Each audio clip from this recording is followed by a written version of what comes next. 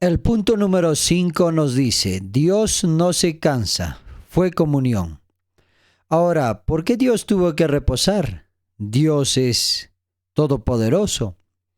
La Biblia nos habla claramente que Dios nunca se fatiga. Isaías 40, 28 y 29 nos dice así, ¿no has sabido, no has oído que el Dios eterno es Jehová, el cual creó los confines de la tierra?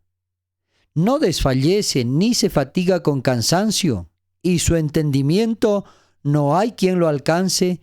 Él da esfuerzo al cansado y multiplica las fuerzas al que no las tiene ningunas. En este pasaje nos hace ver que Dios no se cansa. Entonces, ¿por qué tuvo que crear un día de reposo? En realidad el propósito no es el reposo físico.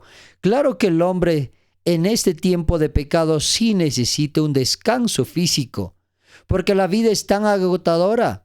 Este mundo de pecado es tan dolido, tan sufrido, y muchas veces necesitamos ese descanso. Pero Jesucristo no tenía en mente el descanso físico.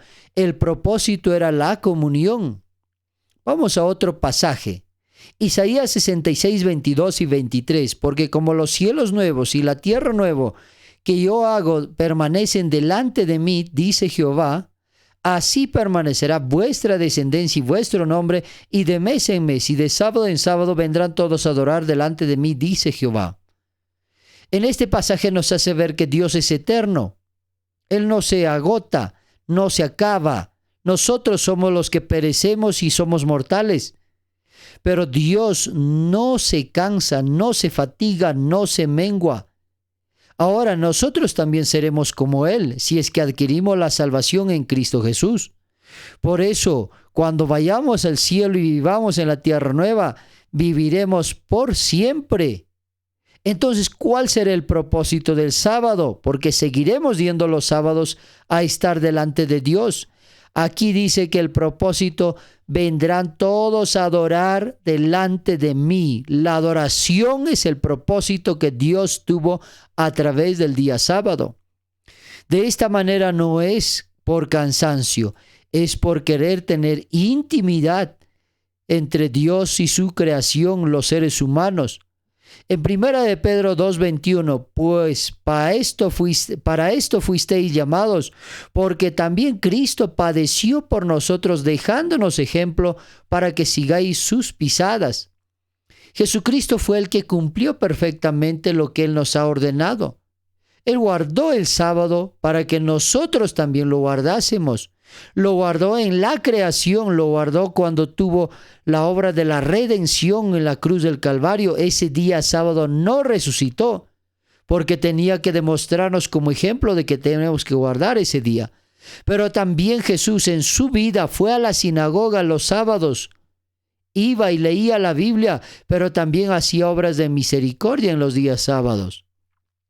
Esto hace ver claramente que Dios quería algo más grande que un pequeño reposo físico. De hecho, la noche es para reposar físicamente, pero el sábado no es para un reposo físico o dormir. Es para ir a estar en la presencia de Dios y tener comunión íntima con Él. A Dios le gusta esto. Punto número 6. Otro aspecto importante que debemos tener en cuenta en cuanto al origen del sábado es que Dios contabiliza la semana de 7 días. Él no ha cambiado después de la caída del hombre en pecado.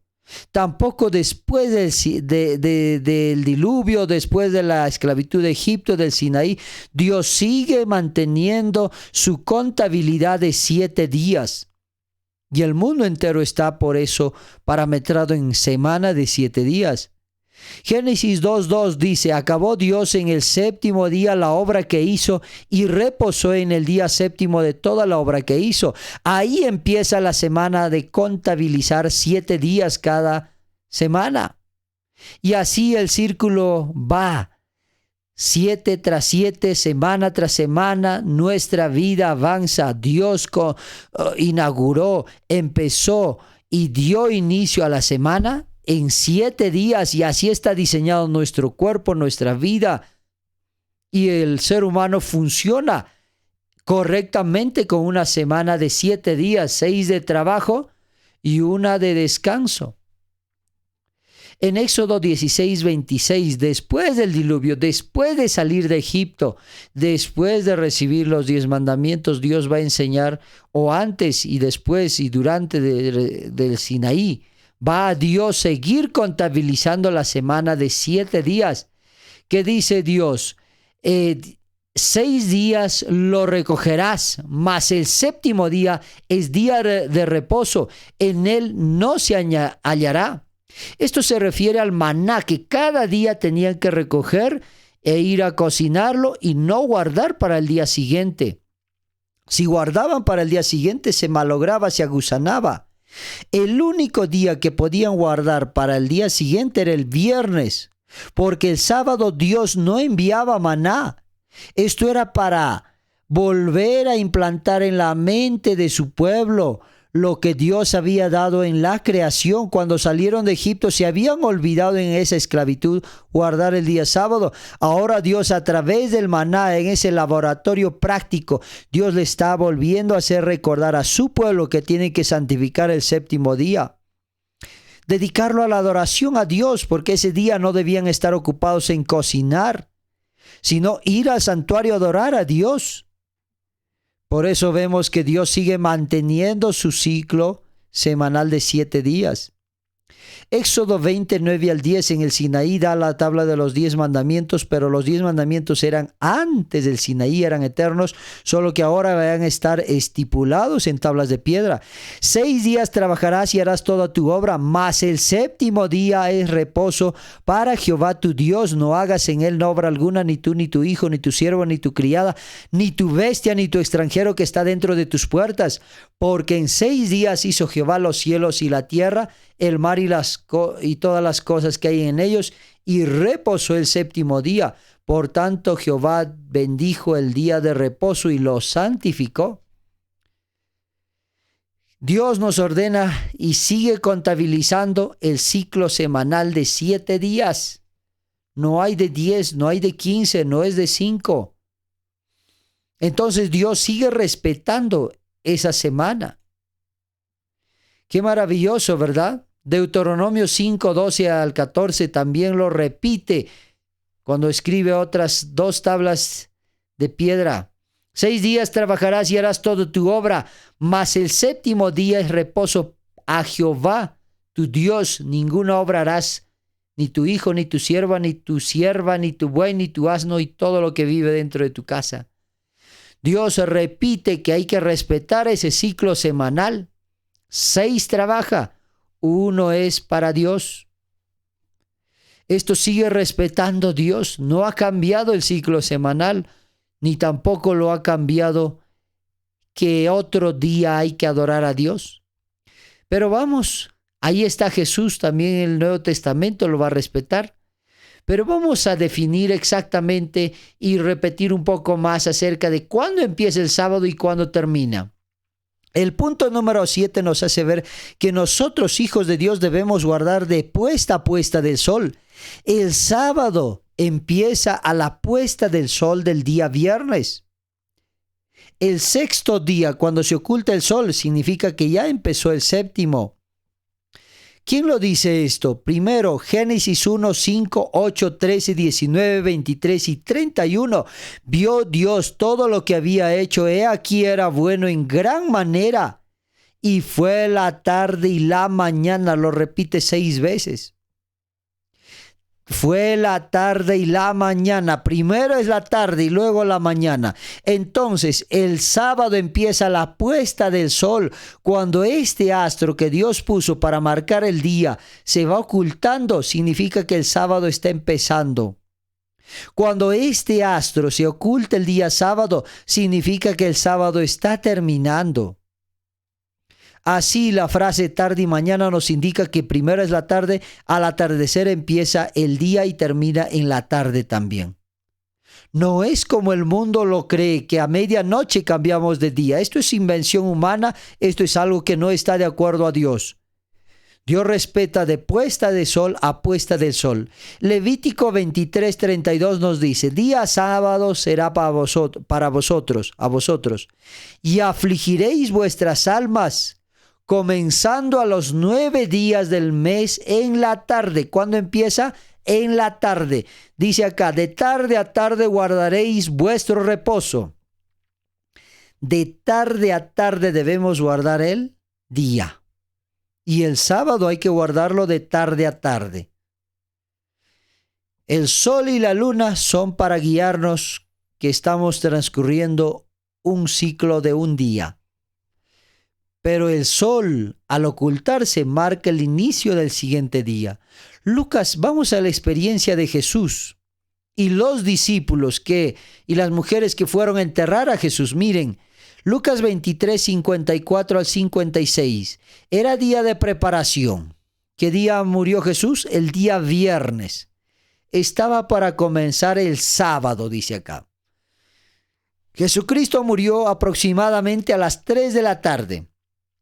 Era la hora de sacrificio. Esa hora es la que Jesús entregó su vida en rescate por nuestros pecados. Los discípulos, las mujeres que estaban ahí, se apresuraban. ¿Por qué? Porque iba a comenzar el sábado, y el sábado, según el mandamiento, pues no se trabaja. Por eso es que pidieron llevar al sepulcro el cuerpo de Jesús, y van a parar porque no lo van a ungir ese día.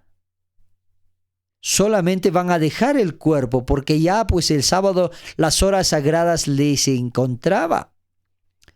Versículo 55. Las mujeres que habían venido con él desde Galilea siguieron también y vieron el sepulcro y cómo fue puesto su cuerpo. Y vueltas, o sea, volvieron a su casa seguramente. Prepararon especies aromáticas, alistaron, pero no fueron. ¿Por qué? Y ungüentos, dice. Tenían que llevar y embalsamar el cuerpo de Jesús. Primero dice que hicieron: descansaron el sábado conforme al mandamiento.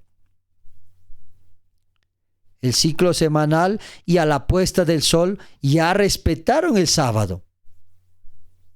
Por eso esperaron que pase el sábado para ir el primer día en la madrugada o en la mañana a embalsamar el cuerpo de Jesús. Todo esto hace ver que ellos, a las 3 de la tarde muere Cristo, se apresuraron porque no querían que en día sábado se encuentren trabajando todavía, haciendo obras, aunque era el cuerpo de Cristo, pero era algo laborioso. Entonces se aseguraron de guardar el sábado conforme al mandamiento, dice este pasaje. Entonces está claro la Biblia. Bueno, más adelante vamos a argumentar un poco más acerca de este día que en el Nuevo Testamento también está vigente. Vamos al punto número 8, el penúltimo punto. Queremos entender en esta parte que Jesús fue el creador de todo lo que hay en el planeta Tierra. Es la mano ejecutora de la Trinidad. Dios es Dios Padre, Dios Hijo, Dios Espíritu Santo. Así como hay un equipo de fútbol que tiene 11 jugadores, pero solo es un equipo de fútbol. El equipo de vóley tiene 6 jugadoras, pero solo es un equipo de fútbol. Igual nuestro Dios es Padre, Hijo y Espíritu Santo, pero es una sola divinidad. Entonces, cuando ejecutan la creación, no lo hicieron los tres hicieron los planes, pero el que fue a ejecutar la obra era Cristo. Vamos a ver este pasaje bíblico. Jesucristo fue el creador de todo. Juan 1, 1 al 3. A Jesucristo en este pasaje lo llama el Verbo, que significaría la palabra. En el principio era el Verbo, o sea, Jesús estaba en el principio.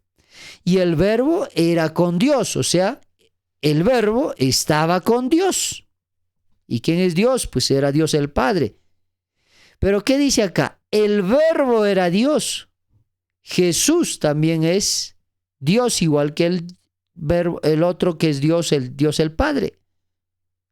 De esa manera acá dice, este era en el principio con Dios. El punto principal de este versículo es el Verbo. ¿Quién es el Verbo y qué hizo? Versículo 3. Todas las cosas por Él fueron hechas, y sin Él nada de lo que ha sido hecho fue hecho. O sea, Cristo Jesús fue el que ejecutó la obra de la creación, la semana de 7 días Jesucristo estuvo obrando ahí para que todo llegara a la existencia. Entonces vemos claramente que Dios Padre, Dios Hijo, Dios Espíritu Santo se ponen de acuerdo que van a ser un planeta maravilloso. Y así como para la redención, cuando terminan de planificar la creación, dice, pues ahora ¿quién lo hará? Y Jesús siempre es el que dice, yo lo hago, yo voy a ejecutar ese acuerdo. Pudo haberlo hecho el Padre, pudo haber hecho el Espíritu Santo, pero Jesucristo fue la mano ejecutora de la divinidad de nuestro Dios. Vamos a Colosenses 1:16. Porque en Él, hablando de Jesús, en Él fueron creadas todas las cosas. En Jesús fueron creadas todas las cosas. Las que hay en los cielos, las que hay en la tierra, visibles e invisibles, sean tronos, dominios, principados, potestades, todo fue creado por medio de Él y para Él. Esto nos hace ver claramente que Jesucristo fue la mano ejecutora de la divinidad, así como la redención. ¿Quién irá por nosotros? Al toque Cristo dijo, yo voy a morir en la cruz del Calvario. Pudo haberlo hecho el Espíritu Santo o pudo haberlo hecho el Padre. Pero así trabaja nuestro Dios y nosotros no vamos a reclamar por qué no lo hizo el Padre o por qué no lo hizo el Espíritu Santo. Lo importante es que ellos tres están felices de que existamos. Hebreos 1, 2 y 10, ¿qué dice? En estos postreros días nos ha hablado por medio del Hijo. Claro, Jesucristo había estado en la tierra 3 años y medio. A quien constituyó heredero de todo, por quien asimismo hizo el universo. Jesucristo fue la mano ejecutora de todo este planeta Tierra. Entonces ahí está claramente, Jesucristo es el creador, el que amolda esta tierra de acuerdo a los planes que ya habían tenido Padre, Hijo y Espíritu Santo. Vamos a otro aspecto importante. Jesucristo fue el creador de todo. Dios lo creó todo. Ahora alguien podría decir entonces a Jesucristo le debemos todo. No. Dios no trabaja como el ser humano. Al que hace el trabajo le rendimos todo el mérito. Dios no es como el hombre. Dios cumple roles perfectamente en su orden. Ellos planifican, cada uno tiene algo importante que hacer en nuestra salvación, en nuestra vida. Jesucristo hizo algo en la creación, el Padre hizo otra parte y el Espíritu Santo tiene otro rol. Así como el plan de la salvación, Jesucristo muere en la cruz del Calvario. El Espíritu Santo convence a las personas para que acepten a Cristo Jesús. Y Dios el Padre es como el director en el cielo, en su trono, acerca de todo lo que va sucediendo en el universo, incluyendo en el plan de la salvación que es ejecutado para la tierra. Cada uno tiene una función y Dios no se pelean, Dios no se están renegando o diciendo, ¿por qué yo tengo que hacerlo? Dios es feliz, cada uno en el papel que le toca cumplir, sea el Padre, sea el Espíritu Santo, sea el Hijo, son felices haciendo algo en nuestro favor. No por eso vamos a decirle solo voy a amar a Cristo o a Cristo le amaré más. No. Tenemos que amar por igual a los tres y darle la honra a los tres. Y eso lo encontramos en Apocalipsis 4 y 5. Se le adora al Padre y se le adora al Hijo. Y también pues al Espíritu Santo hay que rendirle adoración. Génesis 1:26, Dios creó todo. Entonces dijo Dios, hagamos al hombre a nuestra imagen conforme a nuestra semejanza y señoree en los peces del mar, en las aves de los cielos, en las bestias, en toda la tierra y en todo animal que se arrastra sobre la tierra. Dios dice, hagamos. No se olviden de esta palabra, hagamos, pero aparece que es un solo Dios, miren. Dios es un solo Dios, pero está formado por 3 seres, por eso dice hagamos. Ahora, hacer imagen y semejanza de Dios involucra que que hay que administrar la tierra así como Dios administra el universo. Entonces, cuando dicen hagamos, la palabra no es singular. Está hablando en plural, mínimo tiene que haber 2 o más hablando para que diga hagamos. Significa que es un diálogo de más de una persona, de un ser. Entonces aquí se está dialogando Dios Padre, Dios Hijo, Dios Espíritu Santo. Al igual que en Mateo 28, 18, cuando Cristo dice, bautizándolos en nombre del Padre, del Hijo, del Espíritu Santo. En este caso, en la creación dice, hagamos, están los tres. Aquí lo vemos a Dios el Padre, Dios el Hijo, Dios el Espíritu Santo. No es que uno es más poderoso que el otro, o el uno sabe más que el otro, o el uno ama más que el otro. Los tres son iguales, perfectamente iguales. Cada uno se delega una función, cómo van a trabajar, y hay perfecta armonía.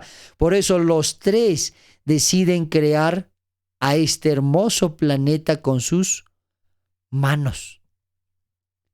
Hay momentos, quizás pocos en la Biblia, pero momentos claves para el ser humano donde Dios menciona que están los tres juntos. Cuando deciden crear la tierra, cuando Dios decide salvar al hombre, cuando Jesús se bautiza, están los tres. Y en la eternidad estarán los tres para beneficio nuestro. Y ellos tres nos aman. Por eso han decidido crear este maravilloso planeta. Cuando dice nuestra imagen es plural. No está diciendo mi imagen. Si sería un solo ser, pues diría mi imagen. Voy a hacer al hombre a mi imagen, diría. Acá dice hagamos a nuestra semejanza. Está diciendo a nuestra semejanza, sí, porque están tres reunidos. Por eso cuando Dios crea al hombre semejante a Dios, lo crea hombre y mujer. Los ángeles no son género masculino y femenino, son asexuados.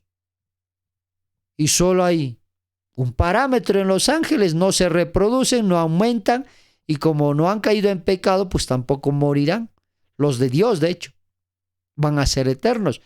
¿Quién es el que necesita de un hombre o una mujer? Es el hombre. ¿Cuándo está completo el hombre? Cuando está con una mujer, y al revés, la mujer está completa cuando está con el hombre. Por eso Dios dijo, serán una sola carne.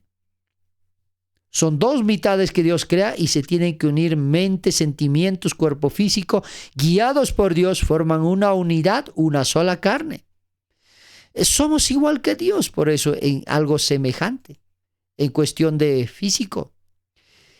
Nuestra semejanza también se incluye que el hombre y la mujer guiados por Dios son semejantes a la Trinidad.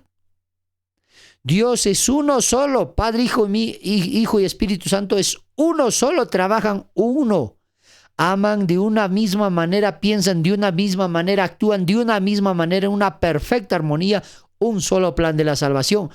Esto es la meta entre el hombre y la mujer cuando forman su hogar. Deben llegar a ser uno en propósito, en amor, en planes, en todo. Y eso quiere Dios que desarrollemos. Por eso somos semejantes a Dios cuando cumplimos sus propósitos en nuestra vida. Este pasaje nos muestra claramente que Dios Padre, Dios el Hijo, Dios el Espíritu Santo están planificando la creación de la humanidad. No podía ser un diálogo con los ángeles. ¿Por qué no puede decirle a los ángeles, hagamos al hombre? Ellos no tienen poder creador, no son Dios, simplemente son ángeles, también fueron creados y dependen de Dios para vivir. Ezequiel 28:13 nos dice que los ángeles también fueron creados por Dios, así como nosotros. Entonces Dios no puede decirle a un hombre, a una mujer, hagamos, porque no están hablando entre iguales. Diría, mírame, yo voy a hacer. Si Dios le hubiese hablado a un ángel, diría, ángeles, mírenme, voy a crear a un hombre, o al hombre y la mujer. Entonces no es el diálogo con los ángeles ni con algún ser de otro planeta creado por Dios. Es el diálogo entre el Padre, Hijo y Espíritu Santo que Dios está haciendo en esta ocasión. Entonces entendemos claramente que la Trinidad estuvo involucrada en nuestra existencia. Vamos una vez más a repasar quién ejecutó entonces la obra de la creación. Pues Dios no necesita estar los tres, pudieron haber estado los tres, pero ellos diseñaron, ya está bien, así va a ser el planeta Tierra. Ahora, ¿quién lo ejecuta? Decidieron que uno de los tres lo ejecute. Planificaron los tres, pero uno de ellos dice la Biblia que lo ejecutó. Exactamente sabremos qué más detalles hay acerca de la creación cuando lleguemos a la tierra nueva. Pero lo que la Biblia dice, lo que se ha revelado, es necesario para nuestra salvación, para creer en Dios. Así es que la Biblia revela lo que Dios ha querido. Juan 1:1-3 ya hemos leído, en el principio era el verbo era con Dios y el verbo era Dios. Este era en el principio. Todas las cosas por Él fueron hechas. Sin Él, nada de lo que ha sido hecho fue hecho. Sin Cristo, nada de lo que existe ha sido hecho. El pasaje nos muestra, aquí debe decir nos muestra, el pasaje nos muestra que Dios el Verbo es igual a Dios, refiriéndose a Dios el Padre o al Espíritu Santo. Son igual, todopoderoso, todo sapiente, todo omnipresente. El personaje principal en este capítulo es el verbo, la palabra. Los griegos tenían algo de verdad porque vinieron también de Adán, de Noé, o después del diluvio solamente de los 3 hijos de Noé nacieron todas las tribus. Así es que los griegos creían que también, según ellos, de la palabra existió todo esto. Pues así dice la Biblia, Dios habló y existió. Por su palabra hemos sido creados. Entonces Cristo habló y llegó a la existencia. Por eso también Juan lo llama a Jesús la palabra, el verbo. Al referirse a Cristo como el verbo, nos muestra que el verbo como creador de todo, Cristo es el creador de todo, el que ejecutó toda la obra diciendo haya, existe, surjan. Por su palabra de Dios llegó a la existencia de todo lo que vemos en esta tierra. Juan 1:9-12 recalca, aquella luz verdadera que alumbra a todo hombre venía a este mundo. ¿A quién se refiere esto? A Cristo. Él dijo, yo soy la luz de este mundo. Y estuvo en esta tierra, se hizo hombre, vivió con nosotros.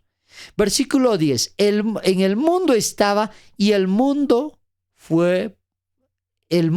por él fue hecho. Por la luz que vino a este mundo, por Él fue hecho. Por Cristo Jesús fue hecho este planeta Tierra. Ahí está. Jesucristo dijo, yo soy la luz de este mundo. Es uno de los nombres o de las designaciones a Cristo. Hoy los nombres se ponen porque suena bonito o porque le pertenece a un personaje famoso o popular. O porque es del abuelo o del tatarabuelo, le ponen el nombre al niño. En el tiempo de Jesús, en la Biblia, los nombres no eran cualquier cosa.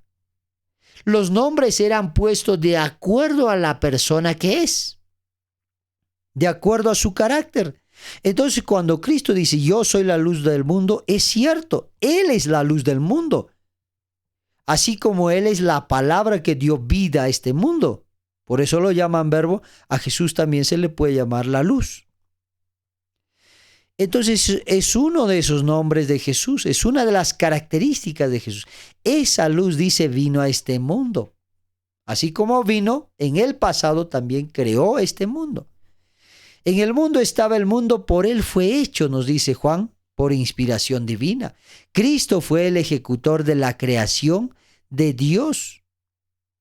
Juan 1:14-15 dice, aquí el verbo fue hecho carne y habitó entre nosotros y vimos su gloria, gloria como del unigénito del Padre, lleno de gracia y de verdad. Juan dio testimonio de él y clamó diciendo, este es de quien yo decía, el que viene después de mí es antes de mí, porque era primero que yo. Juan está asegurando que Jesús no llegó a la existencia cuando nació de María o en el vientre de María. Jesús existió en la eternidad pasada. Él estuvo antes que Adán y Eva. Por eso el que viene después de Juan el Bautista era antes que Juan el Bautista. Es que Jesús estuvo creando el planeta Tierra, planificando la existencia del hombre en el pasado con su Padre, con su Espíritu Santo. De esta manera, el ejecutor de esta obra maravillosa es Jesús. O por lo menos hasta ahí nos hace entender la Biblia y no va a cambiar. Si algo más hay, que ayudó el Espíritu Santo o el Padre también estuvo ahí en el cielo, va a complementar, pero no va a cambiar lo que está dicho ya en la Biblia. Punto número C. Cristo restaurará también todas las cosas. Así como es el creador del planeta Tierra, también es el que dio su vida en la cruz del Calvario, también será el Redentor que nos llevará a su patria celestial. Por eso en Juan 14, 1 al 3 dijo, no se turbe vuestro corazón, crean en Dios Padre, crean en mí, en la casa de mi Padre hay muchas moradas. Voy a preparar, dijo. ¿Quién va a preparar esas moradas? Es Cristo. Isaías 66, 22 y 23. Como los cielos nuevos y la tierra nueva que yo hago permanecen delante de mí, dice Jehová. Ahora, no es el tema la divinidad o la Trinidad o Dios Padre, Dios Hijo, pero en la Biblia se le puede llamar Jehová a Dios el Padre, a Dios el Hijo o a Dios el Espíritu Santo. Si algún día hacemos una serie de la Trinidad, pues hablaremos que a Jesús también se le puede llamar Jehová. Bueno, es otro tema, por ahora lo dejamos ahí. ¿Qué dice? Así permanecerá vuestra descendencia y vuestro nombre. De mes en mes, de sábado en sábado vendrán todos a adorarme delante de mí, dice Jehová. Como es el Creador, es el Redentor y nos va a redimir en sus mansiones celestiales, dice que le iremos a adorar también de sábado en sábado. Ahí está. Jesucristo nos pide. Como es el que creó, ejecutó la obra de la creación, también será el ejecutor de la obra de la redención por la eternidad y pedirá adoración. ¿Para qué va a ser el sábado en la eternidad? Dice acá. Vendrán todos a adorarme delante de mí. Ahí está el propósito del sábado. Pero vamos a avanzar. En algún momento lo vamos a ver también algo más. Ahí hay Primera de Corintios también nos habla que Cristo es el que restaurará todas las cosas. Porque Él vendrá y en un abrir y cerrar de ojo a la final trompeta nos dirá, santos, para siempre santos. La transformación será gracias a Cristo. Jesús nos dice 1 Corintios 15. La diapositiva avanzó demasiado. Vamos a otro. Todo esto lo hace el Señor del sábado.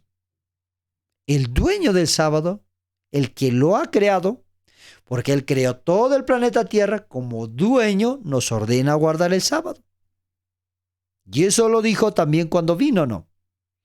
Porque hemos tenido que entender que Jesucristo es el ejecutor clave de la creación, porque es el que nos pide que respetemos también el día sábado. Marcos 2:28, ¿qué nos dice? Por tanto, el Hijo del Hombre es Señor aún del sábado. Él es el dueño del sábado. Él es el que creó, pues. Lucas 6:5, y decía, el Hijo del Hombre es Señor aún del sábado. Apocalipsis 1:10, Juan estaba en el Espíritu en el día del Señor. ¿En qué día recibió esa visión Juan, el discípulo amado? En el día sábado, en su día de Jesús, en el día del Señor, dice. Como creador de este planeta Tierra, pues tiene autoridad de pedirnos lo que Él quiere, ¿verdad? De esa manera Jesús dice, pues, yo soy el dueño de todo y te pido que respetes también lo que creé el séptimo día. De esa manera tenemos que respetar a nuestro Creador. El último punto que queremos hablar en esta parte es, Jesucristo nos da dos regalos maravillosos en la creación. El primer regalo es el matrimonio. Isaías 54:5. Porque tu marido es tu hacedor, Jehová de los ejércitos es su nombre. Recuerden que Dios lo prefigura, somos semejantes a Él, y Cristo es el novio, y la iglesia es su novia. Se van a casar y será pues esposo y esposa. La iglesia es la novia, nosotros somos su novia. Lo compara con el matrimonio porque somos esa similitud que hay entre Dios y nosotros tiene que implantarse ¿dónde? En la familia. El hombre representa a Cristo y la mujer representa a la iglesia. Génesis 2:18 al 24, ¿qué nos dice? Dijo Dios, no es bueno que el hombre esté solo, le haré ayuda idónea para él.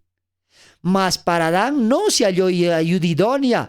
Versículo 21, entonces Jehová Dios hizo caer en sueño profundo sobre Adán, Y mientras éste dormía, tomó una de sus costillas y cerró la carne en su lugar, y de la costilla que Jehová Dios tomó del hombre, hizo una mujer, su otra mitad, y la trajo al hombre. Dijo entonces Adán: esto es ahora hueso de mis huesos y carne de mi carne. Esta será llamada varona, porque del varón fue tomada. Por tanto dejará el hombre a su padre y a su madre, y se unirá a su mujer, y serán una sola carne. Qué maravilloso, ¿verdad? El matrimonio es para nuestra felicidad.